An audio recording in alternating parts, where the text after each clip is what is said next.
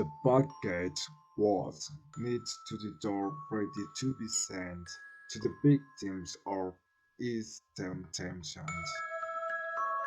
Norma opened the door and confused. She picked up an stranger object and took it inside her house. She took it with courage and examined it carefully. A wonderbolt with a button. She found a note on the back which said, Mr. Stewart will visit you at 8 o'clock.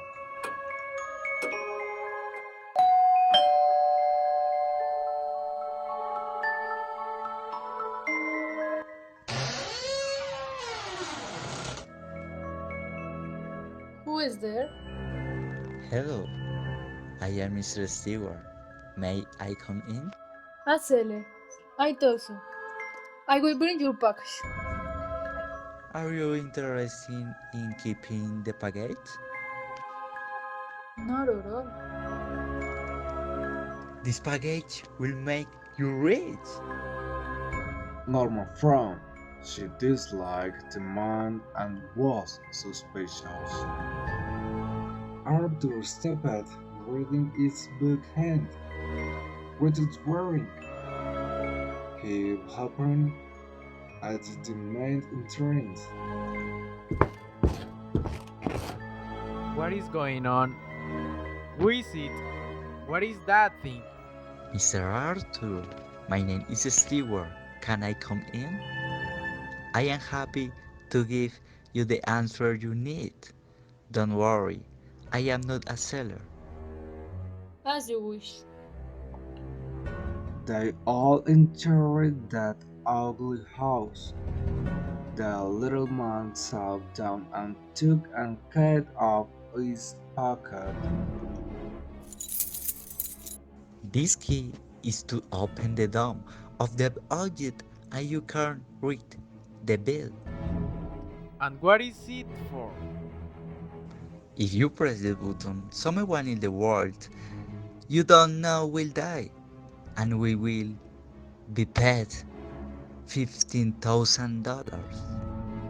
Is this a joke? Of course, it isn't. Please get out of my house and take that thing away. You must think about the world tomorrow. I will leave you my card. Arthur took the card and tore it in two, throwing the past away.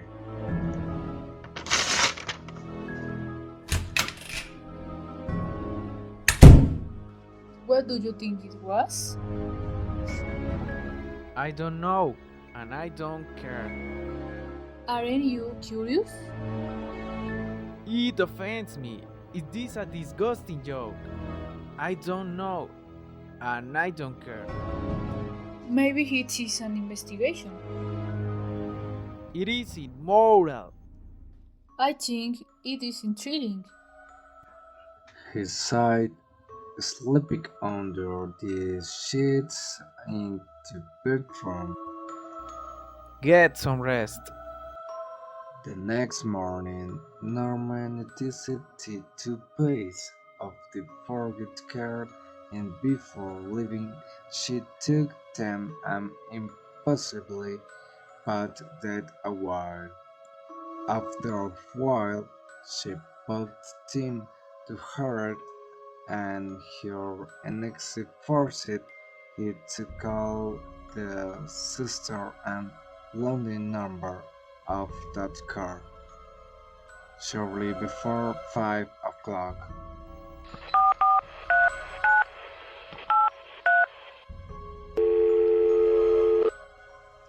Hello, good afternoon. Good afternoon. I am Mr. Lewis. I am curious.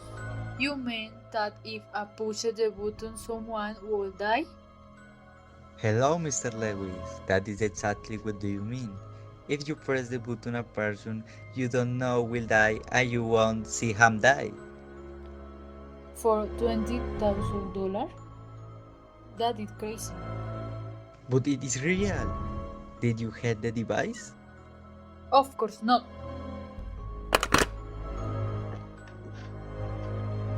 When she returned, she saw the divines in front of the door. Will could pass into the first time, ignoring it completely, but they opened the door again and picked it up, leaving it on the kitchen table. Maybe some millionaire is playing games with us.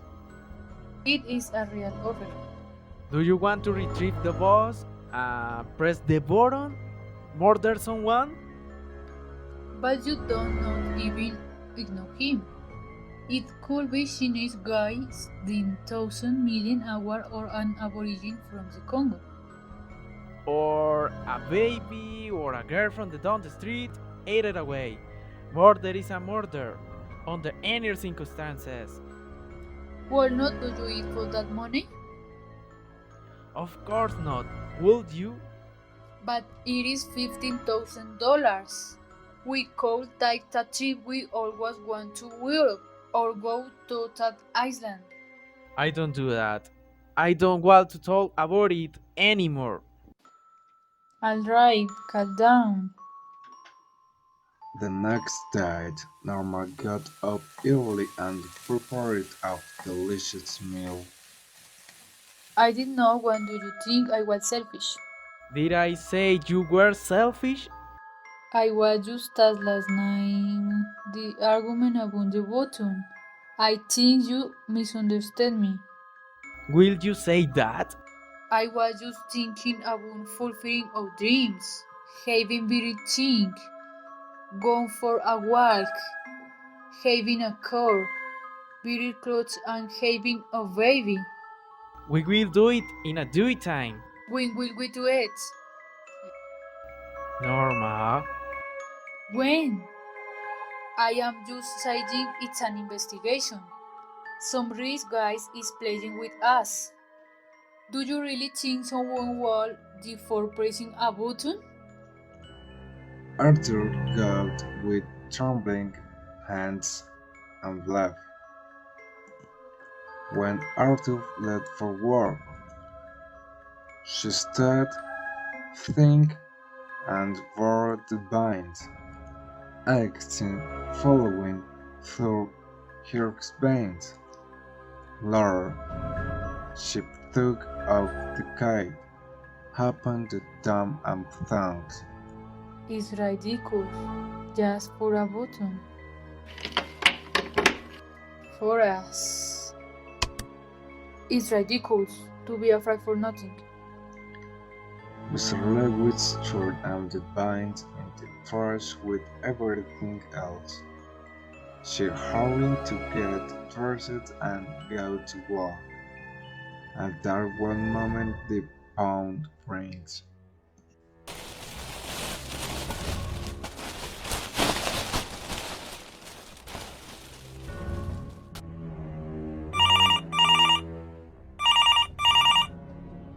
Mr. Lewis, Yes. I am called from the Lenox Hill Hospital. Norma, planning and tears running down his cheeks, will listen to the news that her husband died in the subway because of the juicing crowd. She just nodded her head endlessly.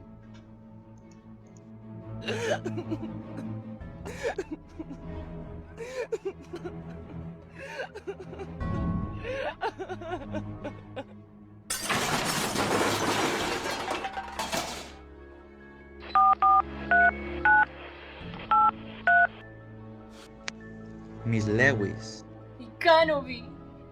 You say that I didn't know the person that was going to die. I cannot be. my dear mom, did you really know your husband?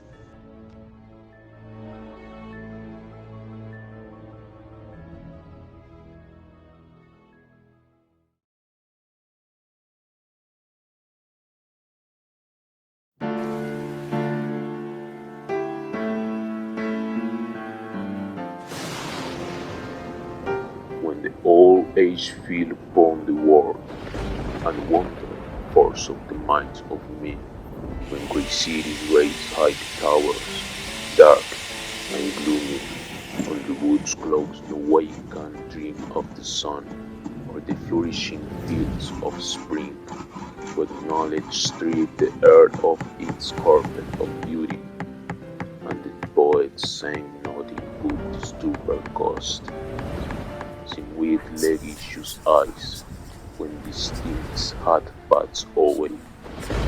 The shade is longing Spanish forever. The reeds and mind you use is life of the shield, for the spice, to which the dreams of the world had flight. Little is recorded about the name and provenance of this man, as this corresponds exclusively to the awakened world, though it is believed that both their dark. It is enough to know that he lived in a city with high walls, when a barren twilight reigned, and the dead struggled daily amid shadows and turmoil, returning home at sunset to a room whose window was not open of herbs and trees, but to a misty corridor upon which many other windows were open in painful despair. From the window only walls and window were signed, except that the one leaned to look up the heights towards the thin stars that believed there, and saints void bare walls and window lead quickly to madness, to the men who reads and dreams the masked.